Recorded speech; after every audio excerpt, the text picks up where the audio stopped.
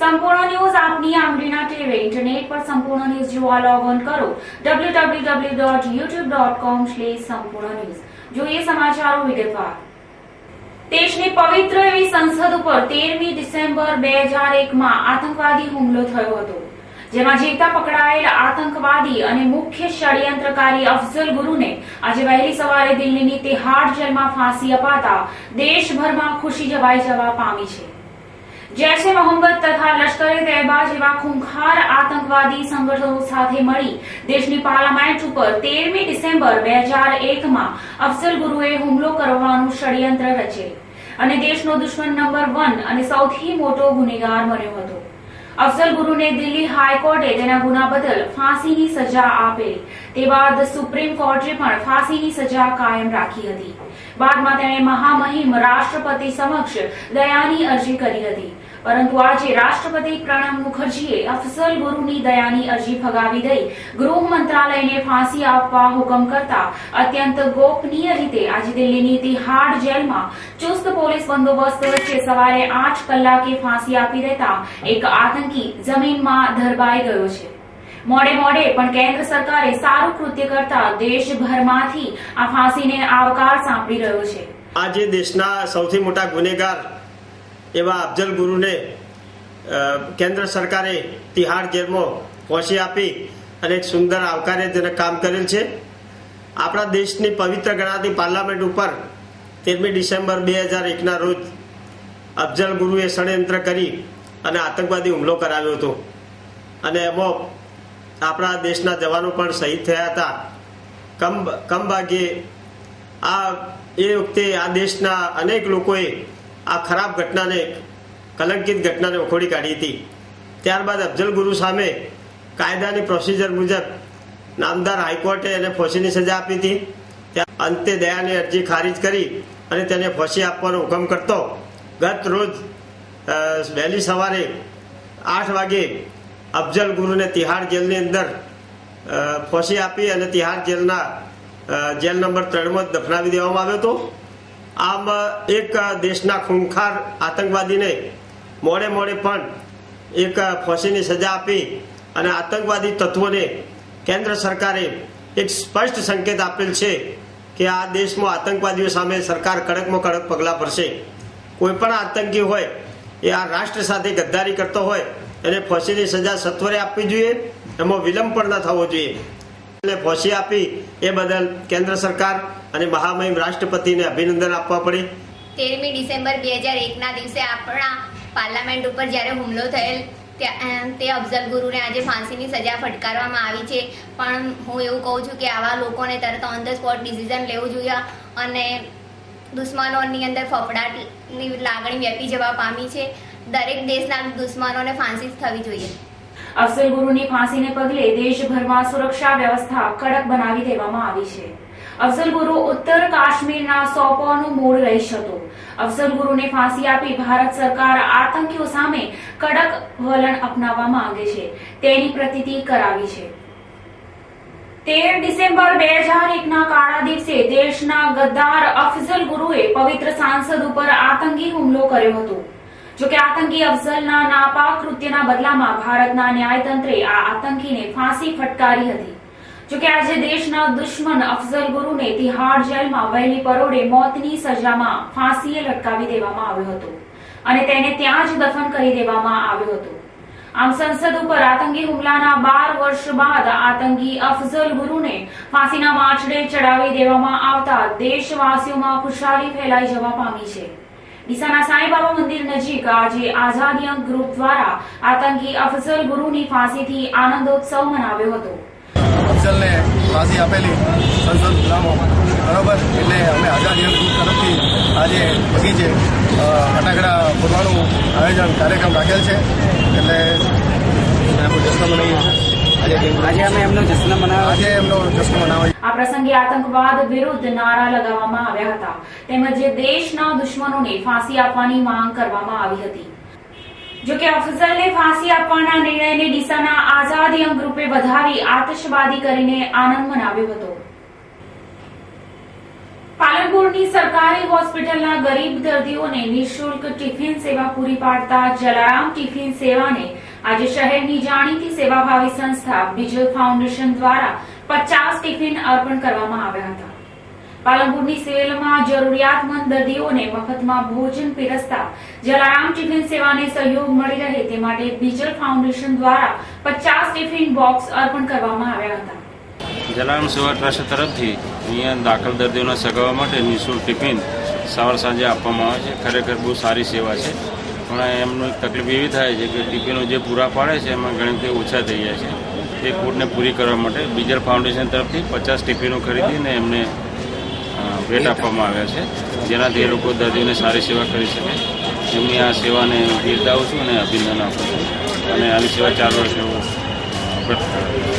આ પ્રસંગે civil surgeon doctor S.N. Patel, Bijal ફાઉન્ડેશનના પ્રમુખ ધવલ જોશી તેમજ હોસ્પિટલ સ્ટાફ મોટી સંખ્યામાં ઉપસ્થિત રહ્યો હતો. આમ પાલનપુરમાં અન્નદાનના મહિમાને અવિરત આગળ ધપાવતા જલારામ ટિફિન સેવાને બીજલ ફાઉન્ડેશન 50 ટિફિન બોક્સ આપી અન્નદાનના પ્રવાહને વેગવંતો બનાવ્યો હતો.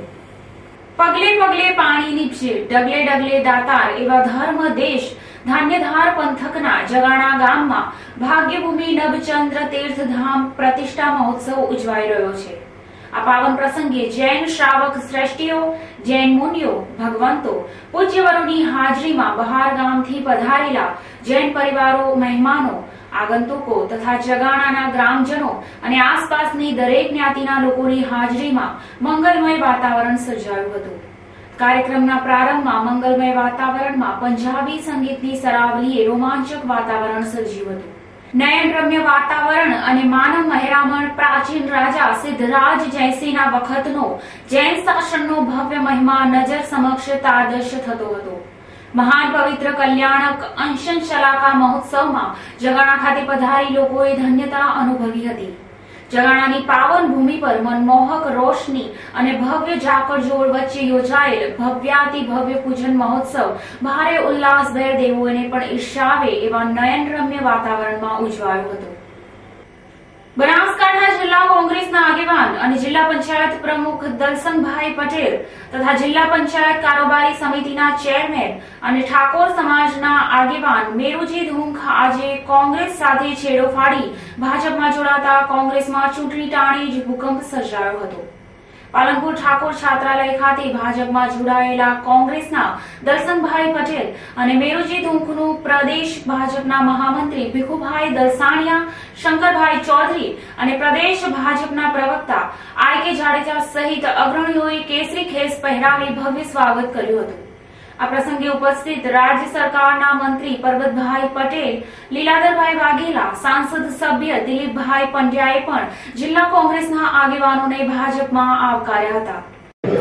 સમગ્ર ગુજરાતમાં વિધાનસભા ક્ષેત્રની ચૂંટણીઓમાં કોંગ્રેસને ગુજરાતમાં જબરજસ્ત જાકારો પ્રાપ્ત થયા પછી આજે બનાસકાંઠા જિલ્લા પંચાયતની ચૂંટણીઓના ટાણે બનાસકાંઠામાં કોંગ્રેસને પરાસ્ત કરવા, સમાપ્ત કરવા માટે બનાસકાંઠા કોંગ્રેસના બે ધુરંધર આગેવાનો માનનીય શ્રી દલપતભાઈ પટેલ, દલસંગભાઈ પટેલ અને માનનીય શ્રી મેરુભાઈ ધુંખ, આ બંને આગેવાનો કોંગ્રેસ છોડીને એમના સેંકડો ટેકેદારો સાથે ભારતીય જનતા પાર્ટીમાં જોડાઈ રહ્યા.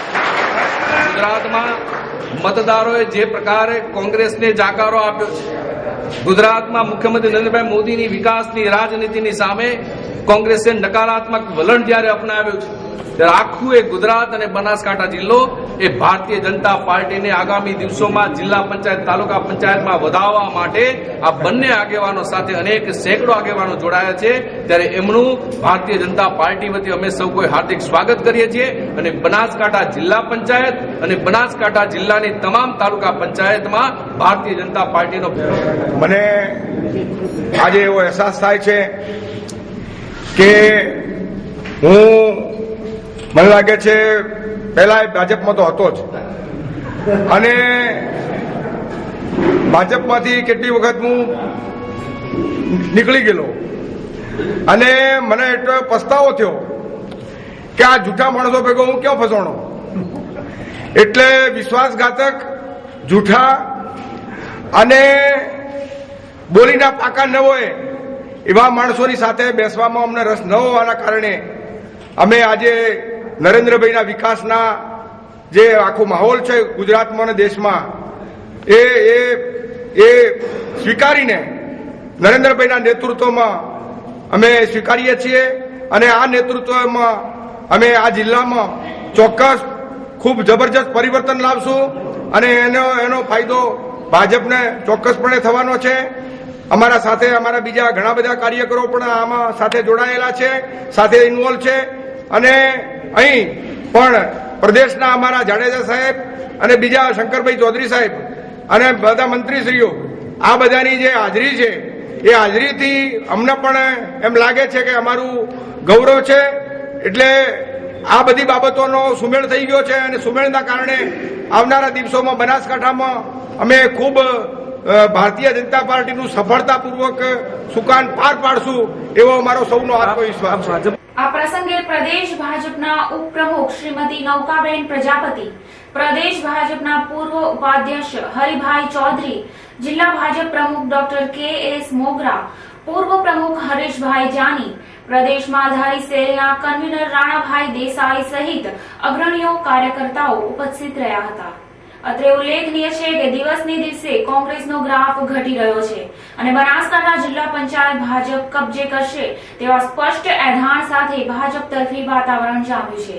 ત્યારે જિલ્લા પંચાયતની ચૂંટણીઓ ટાણે જ જિલ્લા કોંગ્રેસના દિગ્ગજો ભાજપમાં જોડાતા કોંગ્રેસમાં ખળભળાટ મચ્યો છે. નોંધનીય છે કે ગુજરાત વિધાનસભાની ચૂંટણીઓ ટાણે પણ કોંગ્રેસના પગલે કોંગ્રેસની કૂટનીતિઓનો ભોગ બનેલા કોંગ્રેસના 2 અગ્રણીઓ સમર્થકો સાથે ભાજપમાં જોડાતા ભાજપમાં ઉત્સાહ છવાયો હતો. પાલનપુર તાલુકાના ચડોતર ગામની અગ્રણી શૈક્ષણિક સંસ્થા વીએસ એજ્યુકેશન ટ્રસ્ટમાં 38 લાખની ગેરરીતિ કરવાના મામલે પોલીસ ફરિયાદ નોંધાતા બનાવને લઈ ગામમાં ભારે ખળભળાટ મચી જવા પામ્યો છે.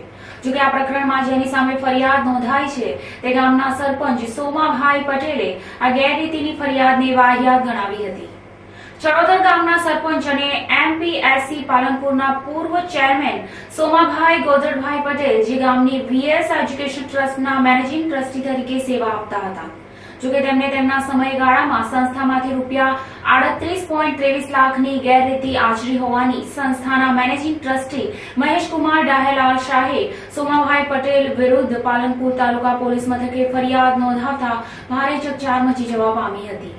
જોકે શાળામાં રૂપિયા 38 લાખની ગેરરીતિ આચરવાના મામલે જેના ઉપર આરોપ છે તેવા સોમાભાઈ પટેલે આજે સંપૂર્ણ ન્યૂઝની એક મુલાકાતમાં પોતાના પર ખોટી ફરિયાદ કરવામાં આવી હોવાનું જણાવ્યું હતું. આ પ્રકરણ બાબતે તેમણે ખુલાસો કર્યો હતો કે સંસ્થામાંથી જે નાણાં ઉપાડવામાં આવ્યા છે તે તમામ નાણાં સંસ્થાના ઉપયોગ માટે વપરાયા છે. જે નાણાંના ચેકમાં સહી છે. જો મેં આ ગેરરીતિ આચરી હોય તો તેમાં ફરિયાદી પણ ભાગીદાર ગણાય. જોકે ફરિયાદીએ રાગ દ્વેષ અને કોઈના ઇશારે પોતાના પર ખોટી ફરિયાદ થઈ હોવાનું જણાવ્યું હતું.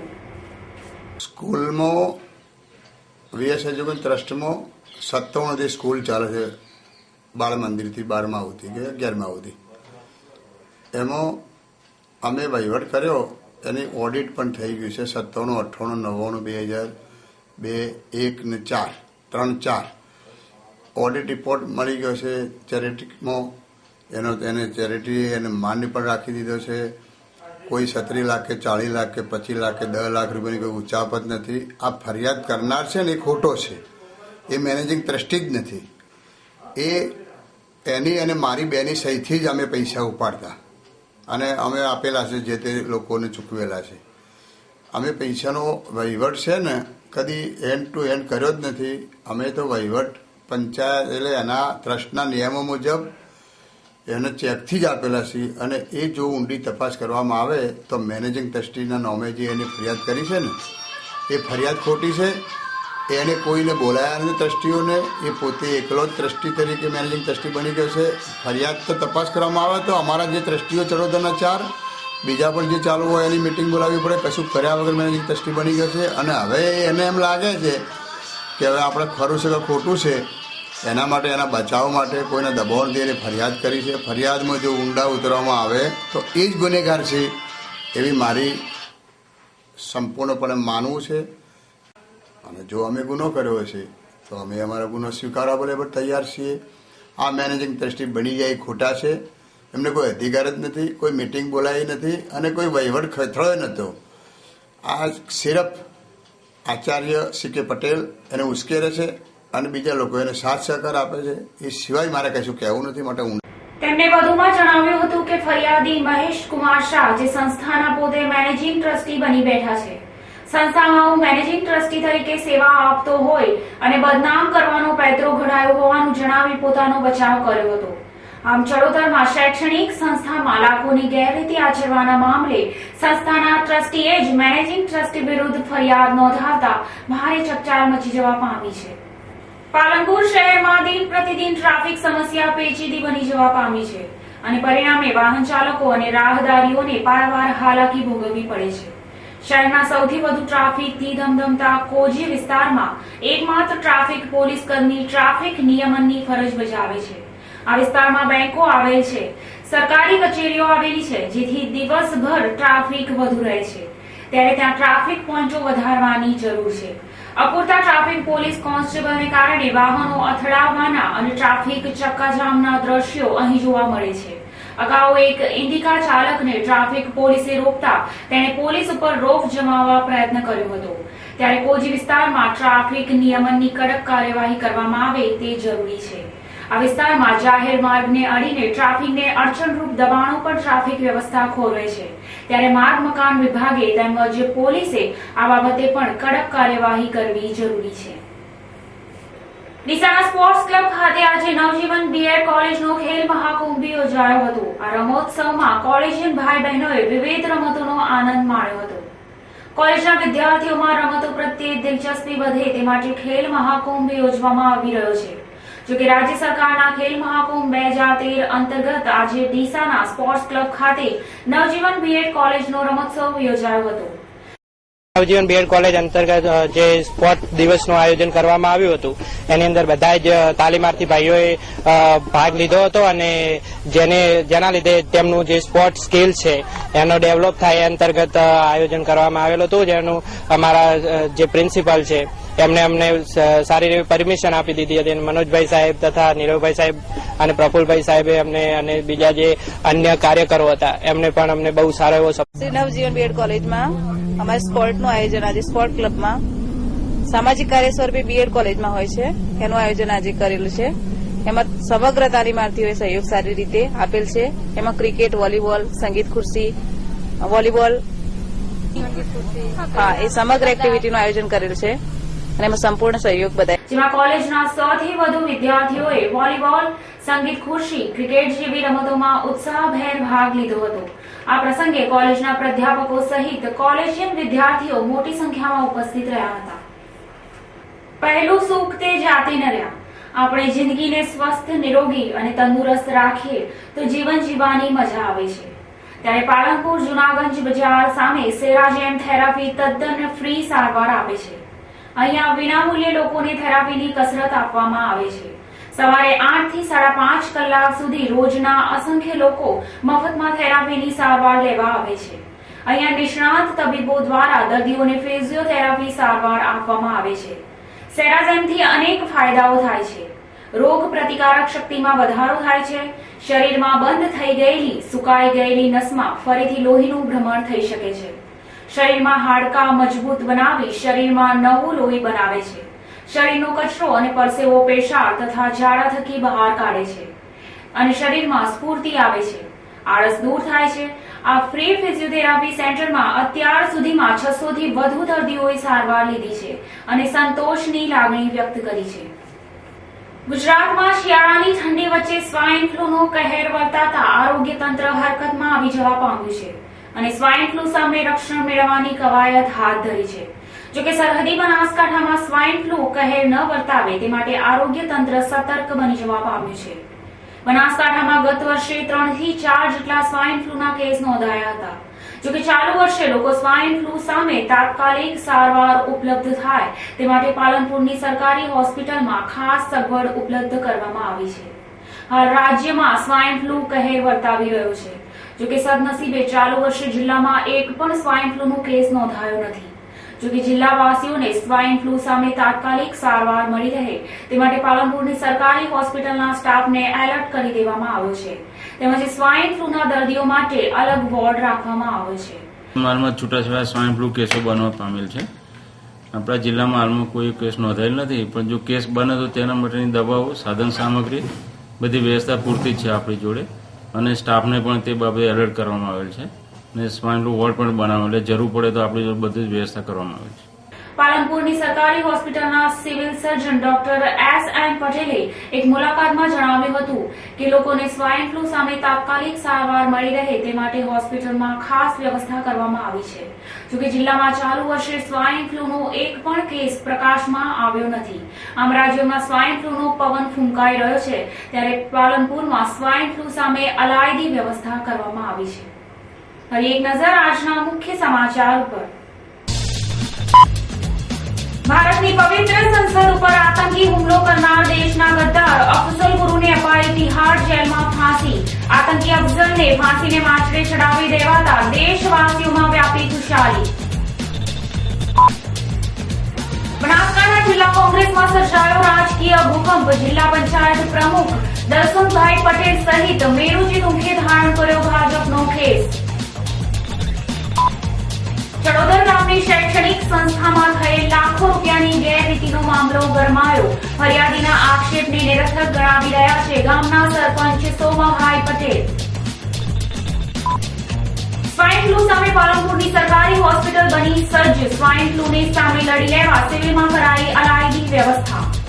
આ હતા અત્યાર સુધીના સમાચાર. વધુ સમાચાર સાથે ફરી મળીશું. નમસ્કાર.